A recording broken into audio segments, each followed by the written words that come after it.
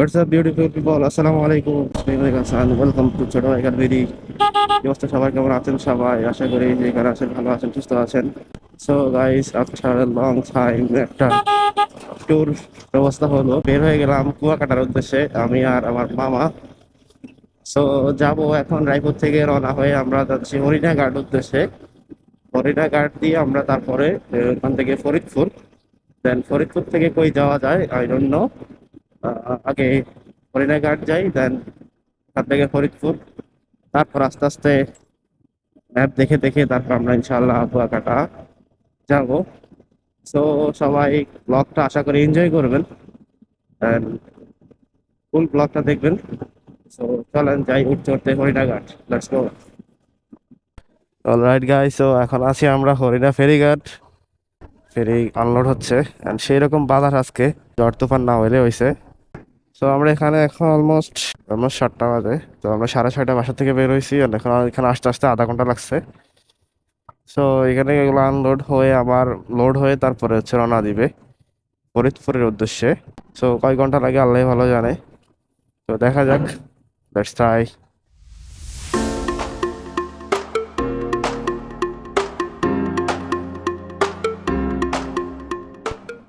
Alright guys, so আমরা এখন আছি রাইট নাও পটুয়াখালী, অ্যান্ড সময় বাজে 12টা 40। তো আমরা যে পথ দিয়ে আসছি এই পথটা আসলে ভুল পথ ছিল, দ্যাটস ওয়াই আমাদের এত টাইম আমরা ওয়েস্ট করছি, অ্যান্ড অলমোস্ট আমরা প্রায় 200+ কিলোমিটার চালাই ফেলছি। তো আমাদের কথা ছিল আমরা ভোলা দিয়ে আসবো। তো ভোলা দিয়ে আমি টোটাল দেখছি 190 কিলোমিটার একদম কুয়াকাটা পর্যন্ত, বাট আমার মামা আমাদেরকে বুদ্ধি দিছে যে আমরা হরিণা হয়ে আসলে আমরা এদিকে তাড়াতাড়ি আসতে পারবো। অথচ এদিক দিয়ে রোডের যে অবস্থা, পটুয়া কি বলে এটাকে, ফরিদপুরের রোডের অবস্থা ভালো না। দেন এদিক দিয়ে যে গাড়ির যে চাপ, বাইরে ভাই টার্নিংটা তো মনে করেন যে কোনো রকমে পসিবল হয় না যে একটা গাড়ি ওভারটেকিং করে ওভারকাম করা আর কি। তো চলেন যাই, দেখতে দেখতে অনেক দূর চলে আসছি, অনেক কিছু পার করে আসছি, অনেক সুন্দর জায়গা, অনেক সুন্দর রোড গুলো আমরা ফেলে রেখে চলে আসছি।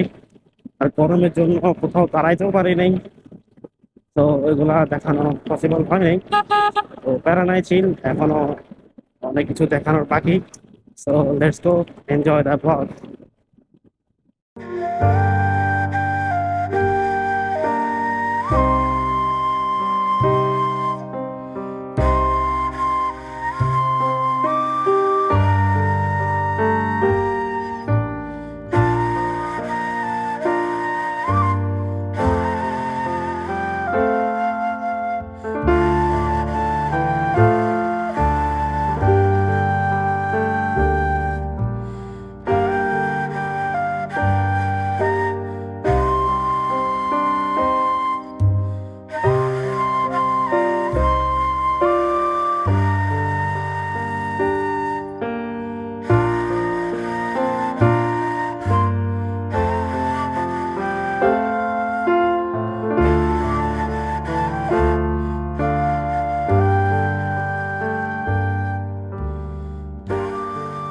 অলরাইট গাইস, আলহামদুলিল্লাহ ফাইনালি আমরা চলে আসছি কুয়াকাটা।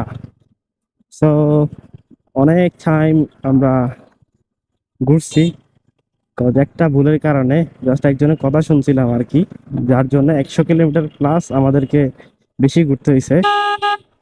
তো এটা আসলে মানা যায় না, তো এটার প্রতিশোধ পরে নিব বাড়িতে গিয়ে।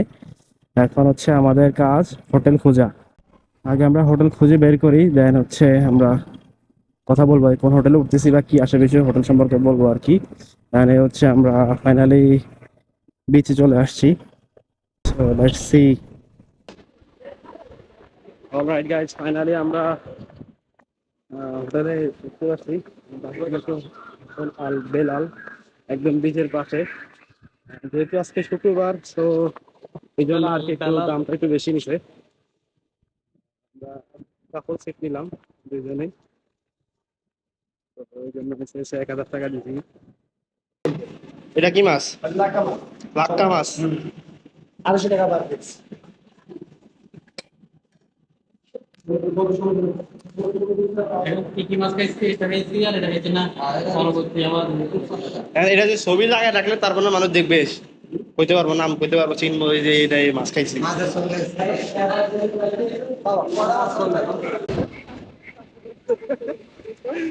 তো 250 কিলোমিটার রাইড করার পর ফাইনালি আমরা আসতে পারছি। আলহামদুলিল্লাহ। সাগরের যে ঢেউ অস্থির ভাই, না আসতে আসলে পুরোটাই মিস, ভ্রমণে শান্তি। লক্ষ্মীপুর থেকে সাগরকোনা কুয়াকাটা 250 কিলোমিটার পায়ে দিয়ে আমরা কিছুক্ষণ আগে এখানে পৌঁছেছি। আমরা হোটেল বেল্লাল আবাসিক হোটেলে উঠেছি এবং কিছুক্ষণ পরে আমরা হোটেল পুগালিতে সাগরকন্যা পুগালিতে খাওয়া দাওয়া করছি। এখন আমরা বীজ পাইনি, গোসলের জন্য এসেছি। বই পুস্তক নাটক সিনেমাতে দেখেছি সাগরকন্যা কুয়াকাটা সম্বন্ধে, কিন্তু বাস্তবে কুয়াকাটা কুয়াকাটা আসলে সেই রকমই। সাগরে যেমন গর্জন, বাতাসের মোহমোহ আওয়াজ, শন শন শব্দ, সাগরের গর্জন আর সব কিছু মিলে কুয়াকাটা অসাধারণ। কক্সবাজার সমুদ্র সৈকত দেখেছি, কিন্তু কুয়াকাটার মতো এত সাগরের ঢেউ, বিশাল ঢেউ দেখি নাই। আমি এবং আমার বাগিনা কিছুক্ষণ আগে কুয়াকাটা এসে পৌঁছেছি।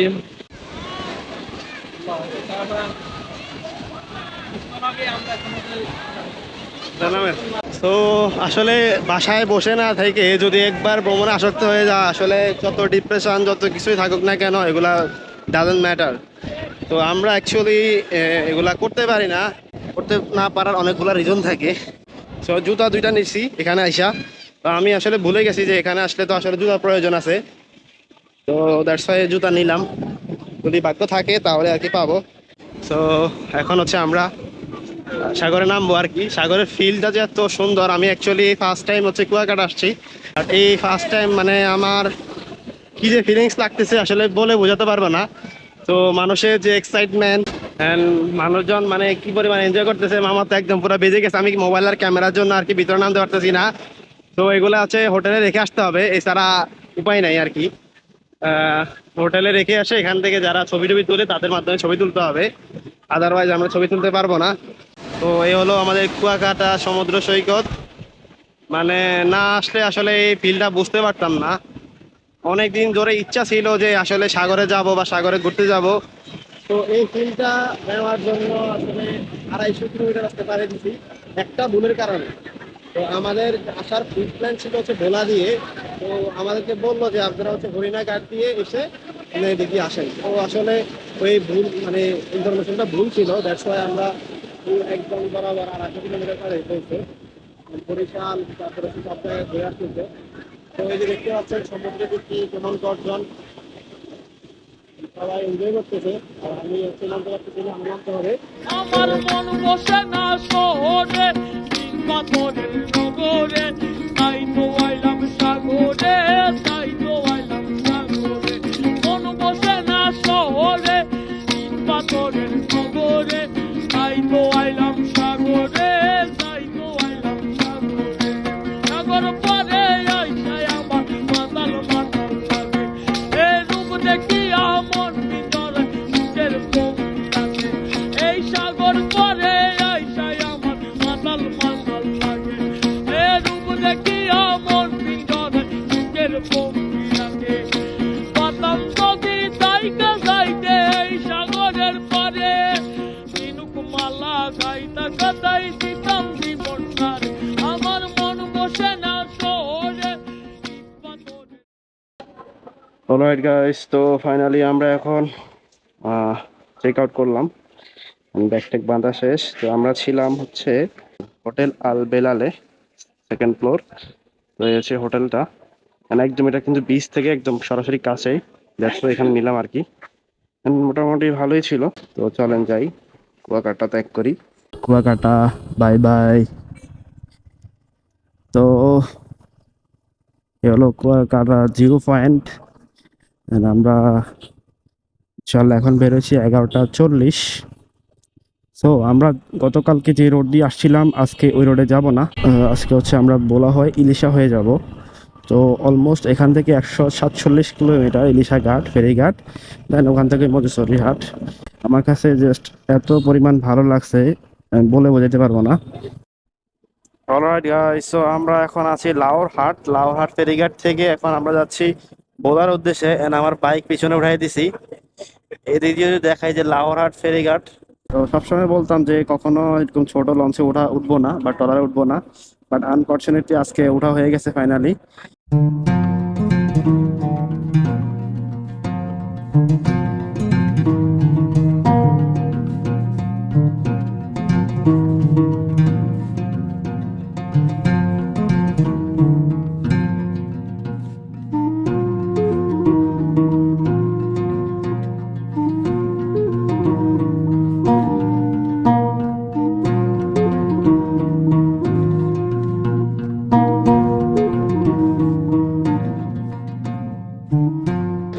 অলরাইট গাইস, তো আমরা এখন আছি ইলিশা ফেরিঘাট। তো আমরা বেদুইর যে ফেরিঘাট থেকে এখন চলে আসছি ইলিশা ফেরিঘাটে। এখান থেকে যাব আমরা মধুচৌধুরী হাট। তো আমাদের বাইকটা ওটা হচ্ছে কাবেরীতে। এন্ড এখানে দেখতেছি একটা ক্যারিনা নামে বিশাল একটা জাহাজ। ক্যারিনা,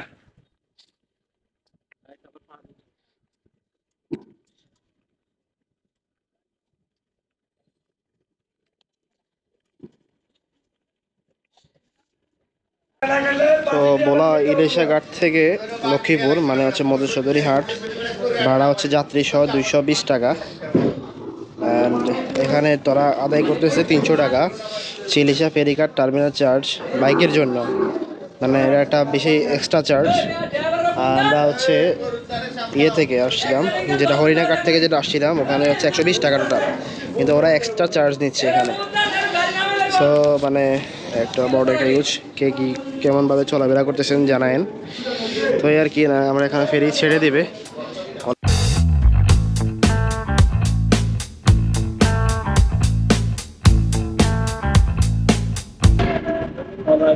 তো এখন বাজে হচ্ছে রাত 11টা, আর আমাদের ফেরি অলমোস্ট আটকায় গেছে চরের মধ্যে। তো বসে বসে এখন আড্ডা দিচ্ছি, বসে আছি যে বাইক 11টা বাজে, ফেরি আটকায় গেছে। রোডে ভুলও আসবেন না কেউ এই টাইমে, টাইম মেনটেন করে আসবেন অলওয়েজ।